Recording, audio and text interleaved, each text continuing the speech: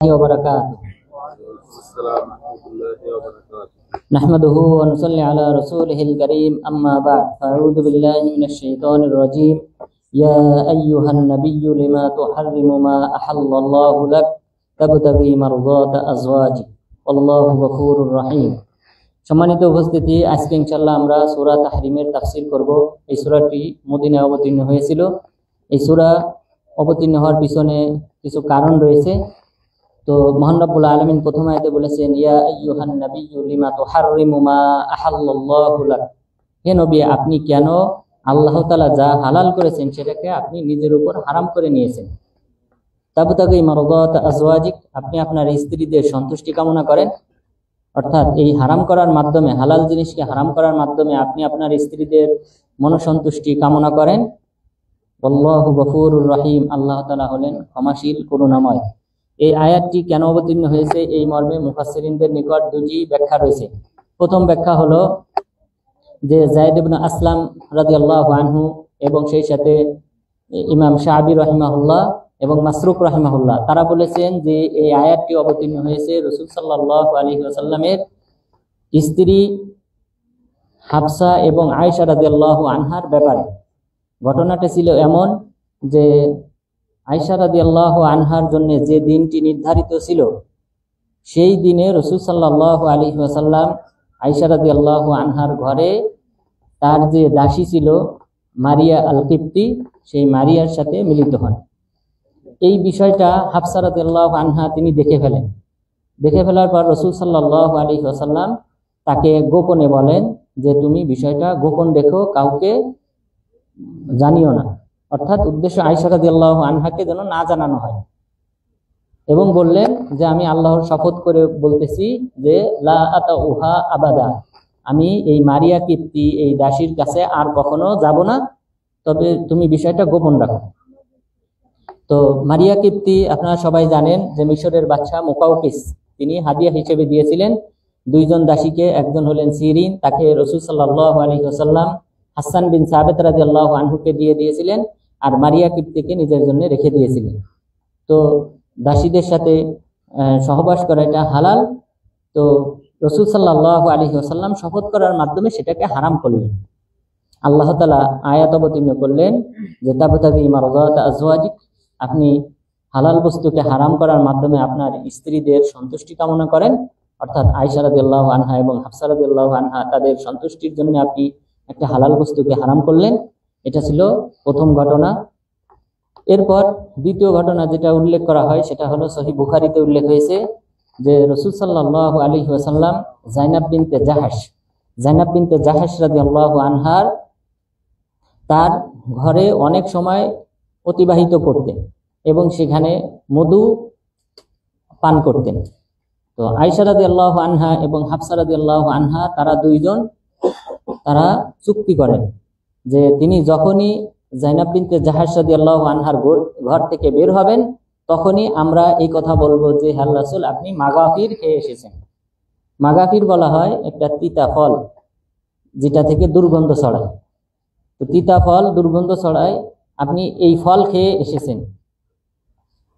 তো আসলে তো রাসূল সাল্লাল্লাহু আলাইহি ওয়াসাল্লাম মধু খেয়েছিলেন। তো এই দুইজনের সাথে যখনই সাক্ষাৎ হয়েছিল তখনই তারা উভয়ে একই প্রশ্ন করেছিল যে আল্লাহর রাসূল আপনার মুখ থেকে মাগাফিরের দুর্গন্ধ আসতেছে। এটা তাদের একটা চক্রান্ত ছিল। তো তখন রাসূল সাল্লাল্লাহু আলাইহি ওয়াসাল্লাম শপথ করে বললেন যে আমি আজকের পর থেকে আর কখনো মধু খাবো না। তো এটা ছিল সহিহ বুখারী মুসলিমের রাওয়ায়াত।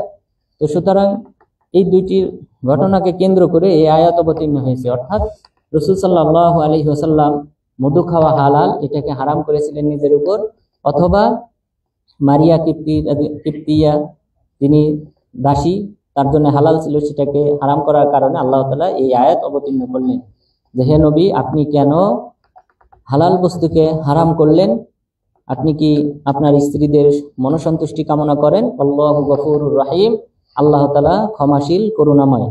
কদ ফারাদাল্লাহু লাকুম তাহিল্লাতা আইমানিকুম, আল্লাহ তাআলা তোমাদের জন্য শপথ ভঙ্গের বিধান অবতীর্ণ করেছেন। শপথ ভঙ্গ বলতে এখানে রাসূল সাল্লাল্লাহু আলাইহি ওয়াসাল্লাম যেহেতু একটা শপথ করে ফেলেছেন যে এই হালাল মধু খাবেন না অথবা মারিয়া কিপ্তির কাছে যাবেন না। তো এটা একটা শপথ, এই শপথ ভঙ্গের যে কাফারা আল্লাহ তাআলা সেই বিধান অবতীর্ণ করেছেন, যেটা মহান রব্বুল আলামিন বলেছেন ফাকাফারাতুহু ইতআমু 10 মাসাকিন মিন আওসাতি মা তুতিমুনা আহলিকুম আও কিসওয়াতুহুম আও তাহরিরু রাকাবা ফামান লাম ইয়াজিদ ফাসিয়ামু 3 আইয়াম। আল্লাহ তাআলা আয়াত অবতীর্ণ করলেন যে যদি কেউ শপথ ভঙ্গ করে তাহলে তাকে কাফারা দিতে হবে, 10 জন মিসকিনকে খাবার খাওয়াতে হবে।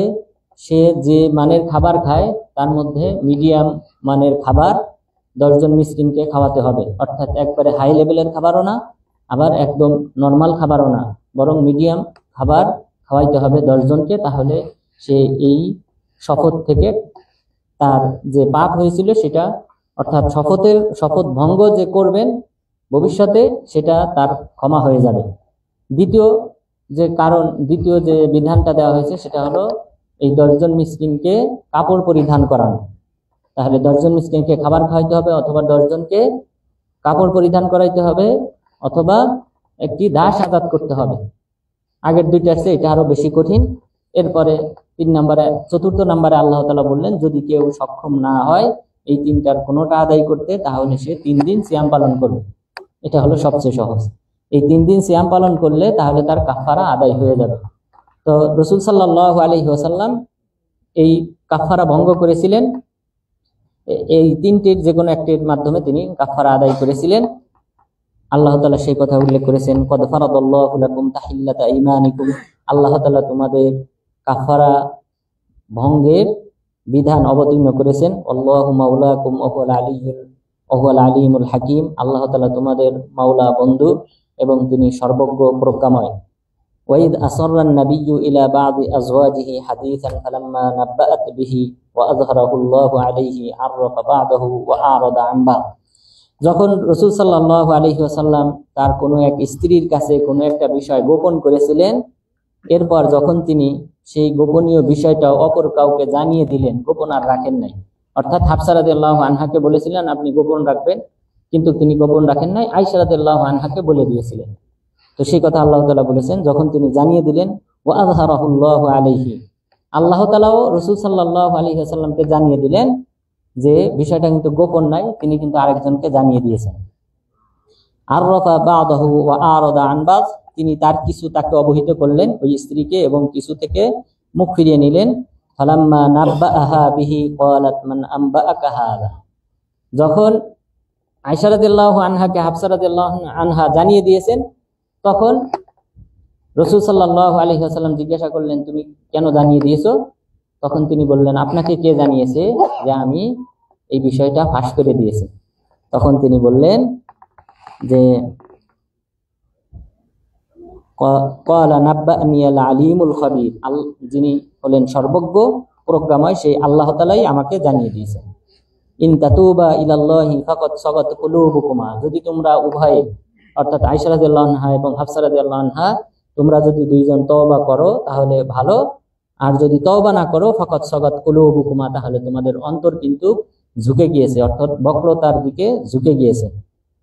ওয়া ইন তাযাহারা আলাইহি ফা ইন্নাল্লাহা হুয়া মাওলাহু ওয়া জিবরিল ওয়া সালিহুল মুমিনিন, যদি তোমরা উভয়ে রাসূল সাল্লাল্লাহু আলাইহি ওয়াসাল্লামের উপর বাড়াবাড়ি করো তাহলে জেনে রেখো যে আল্লাহ তাআলা, জিবরিল আলাইহিস সালাম এবং সৎ মুমিনগণ হলো তার বন্ধু। অর্থাৎ তোমরা দুইজন বাড়াবাড়ি করে তার কোনো ক্ষতি করতে পারবে না, কেননা আল্লাহ তাআলাই হলেন রাসূল সাল্লাল্লাহু আলাইহি ওয়াসাল্লামের বন্ধু, এবং সেই সাথে জিবরিল আলাইহিস সালাম তার বন্ধু, এবং ওয়াসালিহুল মুমিনিন, মুমিনদের মধ্যে সৎ বান্দা যারা রয়েছে তারাও তার বন্ধু। মুফাসসিরিনগণ এখানে অনেকেই ব্যাখ্যা করেছেন যে সালিহুল মুমিনিন, মুমিনদের মধ্যে সৎ বান্দা বলতে কাদেরকে উদ্দেশ্য? সাধারণত ভাবে সকল মুমিন, তবে কোন কোন মুফাসসিরিনগণ বলেছেন আবু বকর রাদিয়াল্লাহু আনহু এবং ওমর রাদিয়াল্লাহু আনহু, কারণ আয়েশা রাদিয়াল্লাহু আনহা তিনি ছিলেন আবু বকর রাদিয়াল্লাহু আনহুর মেয়ে। তো সুতরাং তুমি যদি চক্রান্ত করো রাসূল সাল্লাল্লাহু আলাইহি ওয়াসাল্লামের বিরুদ্ধে, জেনে দেখো তোমার বাবা কিন্তু রাসূল সাল্লাল্লাহু আলাইহি ওয়াসাল্লামের পক্ষে আছে। ঠিক অনুরূপভাবে হাফসা রাদিয়াল্লাহু আনহার বাবা ছিলেন ওমর রাদিয়াল্লাহু আনহু। তুমি যদি চক্রান্ত করো তাহলে জেনে রেখো তোমার বাবা কিন্তু রাসূল সাল্লাল্লাহু আলাইহি ওয়াসাল্লামের পক্ষে রয়েছে। ওয়াল মালাইকাতু বা'দা যালিকা যাহির, পাশাপাশি রয়েছেন ফেরেশতাগণ এরপরে ফেরেশতাগণও তার বন্ধু, তার সাহায্যকারী। সুতরাং তার বিরুদ্ধে শত্রুতা করে, চক্রান্ত করে, বাড়াবাড়ি করে তোমরা কোনো ক্ষতি করতে পারবে না।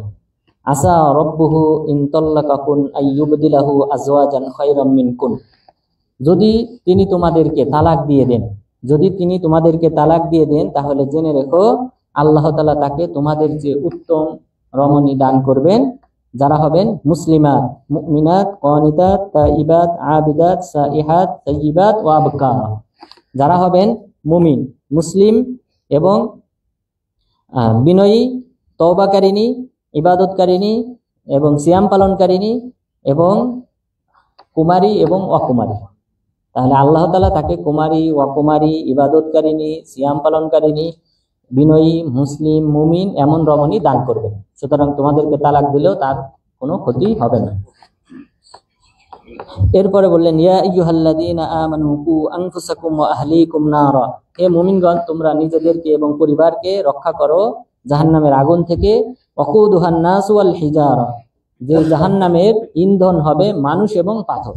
তো পাথরকে দাহ্য পদার্থ হিসেবে ব্যবহার করা হবে মানুষকে পোড়ানোর জন্য, জিনজাতিকে পোড়ানোর জন্য দাহ্য পদার্থ হিসেবে, জ্বালানি হিসেবে আল্লাহ তাআলা পাথর ব্যবহার করবেন। এরপরে বললেন, আলাইহা মালাইকাতুন গিলাদুন শিদাদ, আর এই জাহান্নামের প্রহরী হবেন, পাহারাদার হিসেবে থাকবেন রূঢ় স্বভাবের, কঠোর হৃদয়ের ফেরেশতাগণ। লা ইয়াসুনাল্লাহা মা আমারহুম, তারা আল্লাহ তাআলার কোনো নির্দেশ অমান্য করবে না। ওয়া ইয়াফআলুনা মা ইউমারুন, এবং তাদেরকে যা নির্দেশ দেওয়া হবে তারা তাই বাস্তবায়ন করবে।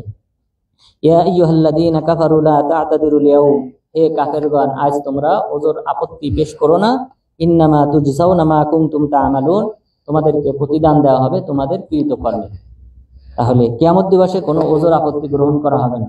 ওজর আপত্তি যা কিছু রয়েছে সেটা দুনিয়াতে, অর্থাৎ মানুষের সংশোধন, তওবা, ইস্তেগফার, এটা দুনিয়াতেই করতে হবে, পরকালে সংশোধন হওয়ার কোনো সুযোগ নেই। এরপর মহান রব্বুল আলামিন বললেন, ইয়া আইয়ুহাল্লাযীনা আমানু তুবু ইলাল্লাহি তাওবাতান নাসুহা, হে মুমিনগণ তোমরা পরিশুদ্ধ তওবা করো আল্লাহ তাআলার নিকট।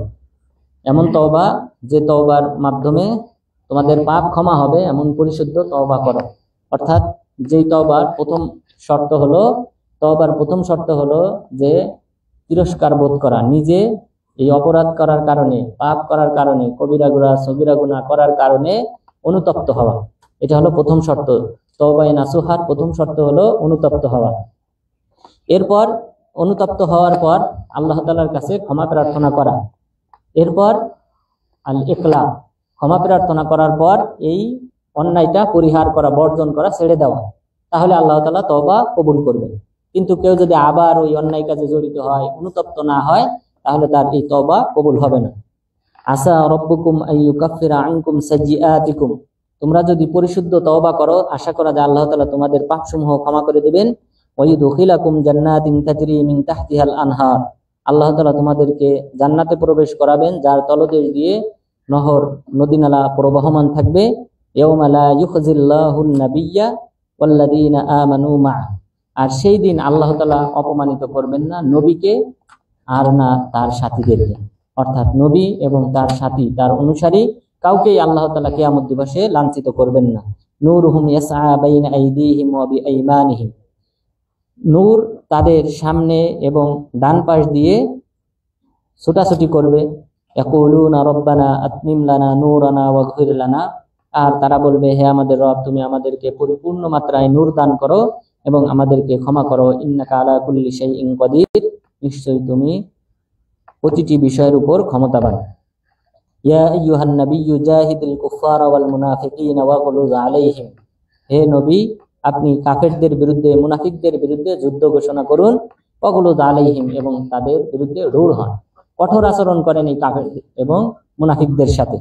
ওয়াহুম জাহান্নাম, কেন তাদের ঠিকানা হলো জাহান্নাম। ওয়াবিসাল মাসির, এবং কতই না নিকৃষ্ট আবাসস্থল।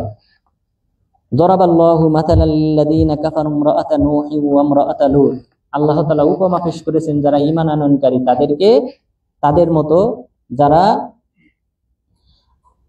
আল্লাহ তাআলা যারা কাফের তাদের উপমা পেশ করেছেন নূহ আলাইহিস সালাম এবং লূত আলাইহিস সালামের স্ত্রীর মাধ্যমে।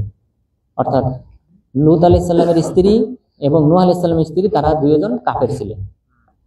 তো তাদের মাধ্যমে উপমা পেশ করেছেন কিভাবে, কানাতা তাহতা আবদাইনি মিন ইবাদিনা সালিহাইনি ফাখানাতাহুমা, যে তারা উভয়ে ছিলেন আমার দুইজন সৎ বান্দার অধীনে, ফাখানাতাহুমা তাদের উভয়ের খেয়ানত করেছিল। অর্থাৎ লূত আলাইহিস সালামের স্ত্রী খেয়ানত করেছিলেন। তার খেয়ানতটা কি ছিল? তার খেয়ানতটা ছিল তিনি লূত আলাইহিস সালামের গৃহে যখন ফেরেশতাগণ যুবকদের আকৃতিতে আসেন, তখন তার স্ত্রী এই লূত আলাইহিস সালামের কমদেরকে জানিয়ে দেন যে আমাদের ঘরে বালকরা আছে, তোমরা আসো। তখন তারা ওই ঘরটা ঘেরাও করে। এই যে খেয়ানত, এটার কারণে তাকে আল্লাহ তাআলা এই কাফেরদের সাথে তুলনা করেছেন এবং উপমা পেশ করেছেন যে তারা হলেন কাফেরদের সর্দার, যাদের আমার দুইজন সৎ বান্দা থাকা সত্ত্বেও, অর্থাৎ সালেহ আলাইহিস সালামের অধীনে থাকা সত্ত্বেও তাদের কোনো উপকার আসেনি। আর খেয়ানতের মধ্যে যেটা ফাহিশি খেয়ানত অর্থাৎ ব্যভিচার, এটার ব্যাপারে আলেমগণ বলেছেন নবীগণের স্ত্রী ইহা থেকে মুক্ত, সুতরাং এই খেয়ানতটা তাদের মাধ্যমে হয় নাই। তবে কিছু কিছু মুফাসসিরিনগণ তারা বলেছেন যে না, বড় খেয়ানত তথা ব্যভিচারে লিপ্ত হয়েছিল, এটাও কিছু কিছু মুফাসসিরিনগণ বলেছেন। তবে অধিকাংশ মুফাসসিরিন বলেছেন নবীগণের স্ত্রী তারা এই বড় খেয়ানতে অংশগ্রহণ করে নাই, বরং তাদের দ্বারা এই জাতীয় খেয়ানত হয়েছে যেটা বললাম। এরপরে নূহ আলাইহিস সালামের স্ত্রী তিনিও খেয়ানত করেছিলেন। কানাতা তাহতা আবদাইনি মিন ইবাদিনা সালিহাইন, তারা উভয় ছিলেন আমার সৎ দুই বান্দার অধীনে, ফাখানাতাহুমা ফালাম ইউগনিয়া আনহুমা মিনাল্লাহি শাইআ, তারা উভয়ে খেয়ানত করেছিল, সুতরাং তারা দুইজন অর্থাৎ এই দুই নবী নূহ আলাইহিস সালাম এবং সালেহ আলাইহিস সালাম তারা তাদের কোনো উপকারে আসে নাই। ওয়াকিলা দুখুলান নার মা'আদ দাখিলিন, এবং তাদেরকে কিয়ামত দিবসে বলা হবে যে জাহান্নামে প্রবেশকারীদের সাথে তোমরা প্রবেশ করো। ওয়াদারাবাল্লাহু মাসালাল লিল্লাযীনা আমানু ইমরাআতা ফিরআউনা ইয ক্বালাত রাব্বি ইবনি লি ইনদাকা বাইতান ফিল জান্নাহ ওয়া নাজ্জিনি মিন ফিরআউনা ওয়া আমালি। আর আল্লাহ তাআলা উপমা পেশ করেছেন যারা মুমিন তাদেরকে ফিরআউনের স্ত্রীর সাথে। ফিরআউনের স্ত্রী সে একজন খারাপ বান্দা, কাফেরের অধীনে থাকা সত্ত্বেও তিনি হয়েছেন জান্নাতি। তো মুমিনদের উপমা হলো এই ফিরআউনের স্ত্রী আসিয়ার মতো। ইয ক্বালাত রাব্বি ইবনি লি ইনদাকা বাইতান ফিল জান্নাহ, যখন তিনি বলেছিলেন হে আল্লাহ তুমি আমার জন্য তোমার নিকট একটি জান্নাতে গৃহ নির্মাণ করো। অর্থাৎ তিনি যখন নিশ্চিত হয়ে গেলেন ফিরআউন তাকে আগুনে পুড়িয়ে ফেলবে এবং তার যে সন্তান ছিল যারা যারা আসিয়াকে অনুসরণ করেছিল, ঈমান এনেছিল, সেই সকল সন্তানদেরকেও একসাথে আগুনে পুড়িয়ে হত্যা করা হয়। যখন তিনি নিশ্চিত হলেন তখন আল্লাহ তাআলার কাছে দোয়া করলেন, রব্বি ইবনি লি ইনদাকা বাইতান ফিল জান্নাহ, আল্লাহ তুমি তোমার নিকট আমার জন্য একটি প্রাসাদ নির্মাণ করো, ওয়া নাজ্জিনি মিন ফিরআউনা ওয়া আমালি, আমাকে তুমি মুক্তি দান করো ফিরআউন এবং তার কর্ম থেকে, ওয়া নাজ্জিনি মিনাল কওমিজ জালিমিন, এবং তুমি জালিম সম্প্রদায় থেকে আমাকে মুক্তি দান করো। এরপর আল্লাহ তাআলা মুমিনদের উপমা হিসেবে আরেকজনের কথা উল্লেখ করেছেন, ওয়া মারইয়াম ইবনাতা ইমরান আল্লাতী আহসানাত ফারজাহা। আল্লাহ তাআলা মুমিনদের উপমা পেশ করেছেন মারিয়ামের মাধ্যমে, যিনি ছিলেন ইমরানের মেয়ে, ইমরানের কন্যাই মারিয়ামের মাধ্যমে আল্লাহ তাআলা উপমা পেশ করেছেন আল্লাতী আহসানাত ফারজাহা, যিনি তার লজ্জাস্থান হেফাজত করেছিলেন। ফানাফাখনা ফীহি মির রূহিনা, আমি তথায় আমার রূহ ফুঁকে দিয়েছিলাম। রূহ বলতে আল্লাহর রূহ বলতে এখানে রূহের নিসবতটা দুই প্রকার, অর্থাৎ আল্লাহর দিকে যে সকল বিষয় নিসবত করা হয় সেটা দুই প্রকার। এক প্রকার হলো সিফাত, এক প্রকার হলো আইন, ইজাফাত আইন, আরেক প্রকার হলো ইজাফাত সিফাত। আইন মানে কোনো মাখলুককে নিসবত করা আল্লাহ তাআলার দিকে। কোনো মাখলুককে যদি আল্লাহ তাআলার দিকে নিসবত করা হয় এটা সম্মানের জন্য করা হয়। যেমন লিমা খলাকতু বিয়াদাইয়া, আল্লাহ তাআলা বললেন আমি যাকে আমার দুই হাতে সৃষ্টি করেছি তাকে কেন তুমি সিজদা করো না। এখানে আল্লাহ তাআলার হাতের দিকে নিসবত করা হয়েছে কাকে? আদম আলাইহিস সালামকে। এটা আদম আলাইহিস সালামের সম্মান বোঝানোর জন্য। আদম আলাইহিস সালাম মাখলুক, তাকে নিসবত করা হয়েছে আল্লাহর দিকে, আল্লাহ এই মাখলুকের সম্মান বোঝানোর জন্য। যেমন ভাবে বলা হয় বাইতুল্লাহ, আল্লাহর ঘর, কাবা ঘরকে বলা হয় বাইতুল্লাহ। বাইতুল্লাহ আল্লাহর ঘর, আল্লাহর ঘর এটা মাখলুক, এটাকে আল্লাহর দিকে নিসবত করা হয় এই বাইতুল্লাহর সম্মানার্থে। তো এখানেও তাই হয়েছে, ফানাফাখনা ফীহি মির রূহিনা, আমার রূহ ফুঁকে দিয়েছিলাম। এখানে রূহ বলতে মাখলুক রূহ। আল্লাহ তাআলা যে রূহ সৃষ্টি করেছেন, প্রত্যেকের সাথে একটা করে রূহ আছে, এই রূহ যে আল্লাহ তাআলা সৃষ্টি করেছেন সেই রূহ ফুঁকে দিয়েছিলেন। এখানে এটা উদ্দেশ্য না যে আমার রূহ, আমার আত্মাকে ফুঁকে দিয়েছিলাম। তাহলে ইজাফতটা দুই প্রকার, আল্লাহর দিকে যেটা নিসবত করা হয় সেটা দুই প্রকার। এক প্রকার হলো মাখলুক, এখানেও মাখলুক হিসেবে ইজাফত করা হয়েছে আল্লাহ তাআলার দিকে। আর দ্বিতীয় প্রকার হলো সিফাত, আল্লাহর গুণাবলী, যেমন আল্লাহ ক্ষমাকারী, ক্ষমা করা, রহমান, এরপর মাগফিরা, আল্লাহ তাআলা মাগফিরা ক্ষমা করাটা, এরপর রহমত দয়া করাটা, এগুলি হলো আল্লাহর সিফাত। এরপর কালামুল্লাহ, আল্লাহর বাণী, কালাম, আল্লাহ তাআলা তিনি যে বাণী উচ্চারণ করেছেন সেই কালামুল্লাহ, এটা তার সাথে সম্পর্কিত, তার সত্তার সাথে সম্পর্কিত কালামুল্লাহ। তাহলে এটা হলো সিফাত, আল্লাহর বাণী, কোরআন আল্লাহর বাণী, এটা আল্লাহর সিফাত তথা আল্লাহর সত্তার সাথে সম্পর্কিত, এটা মাখলুক না। সুতরাং আমরা পার্থক্য করবো এই দুইটা। এরপরে আল্লাহ তাআলা বললেন ওয়াসাদ্দাকাত বিকালিমাতি রাব্বিহা ওয়া কুতুবিহি ওয়া কানাত মিনাল কানিতিন, এবং তিনি তার রবের বাণীটাকে তিনি সত্যায়ন করেছিলেন এবং তার কিতাবকে সত্যায়ন করেছিলেন। ওয়া কানাত মিনাল কানিতিন, এবং তিনি ছিলেন বিনয়ীদের অন্তর্ভুক্ত। অর্থাৎ আল্লাহ তাআলা যে মারিয়াম আলাইহিস সালামের গর্ভে থেকে ঈসা আলাইহিস সালামকে যে সৃষ্টি করবেন, সেই সৃষ্টিটা ছিল কিসের মাধ্যমে? কোন শব্দের মাধ্যমে? কোন শব্দের মাধ্যমে আল্লাহ তাআলা ঈসা আলাইহিস সালামকে সৃষ্টি করেছিলেন? ইন্না মাসালা ঈসা ইনদাল্লাহি কামাসালি আদম, আল্লাহ তাআলার নিকট ঈসা আলাইহিস সালামের উপমা হলো আদম আলাইহিস সালামের মতো। আদম আলাইহিস সালামকে যেমন ভাবে আল্লাহ তাআলা সৃষ্টি করেছেন কোন থেকে, অনুরূপ ভাবে ঈসা আলাইহিস সালামকে কোন থেকে সৃষ্টি করেছেন। তাহলে আমরা আজকের এই সূরাতে, সূরা তাহরিমে আমরা জানলাম যে এই সূরা তাহরিম মানে নিষিদ্ধকরণ। তো রাসূল সাল্লাল্লাহু আলাইহি ওয়াসাল্লাম যেহেতু নিজের উপর হালাল বস্তুকে নিষিদ্ধ করেছিলেন, হারাম করেছিলেন, সেটা মধু হোক অথবা তার দাসী মারিয়া কিপ্তি হোক, এই কারণে আল্লাহ তাআলা এই সূরাটা অবতীর্ণ করেছেন। সুতরাং আল্লাহ তাআলা যেন হালালকে হারাম হিসেবে দেখা এবং হারামকে হারাম হিসেবে দেখা এবং নিজেদের উপর কোনো বিধানকে নিজের স্বেচ্ছাচারিতার মাধ্যমে হারাম না করা, এর মাধ্যমে আল্লাহ তাআলা তার বিধানকে প্রতিষ্ঠিত করার তৌফিক দান করেন। আমিন। আকুলু কওলি হাযা ওয়াস্তাগফিরুল্লাহ লি ওয়া লাকুম ওয়া লিসাইরিল মুসলিমিন।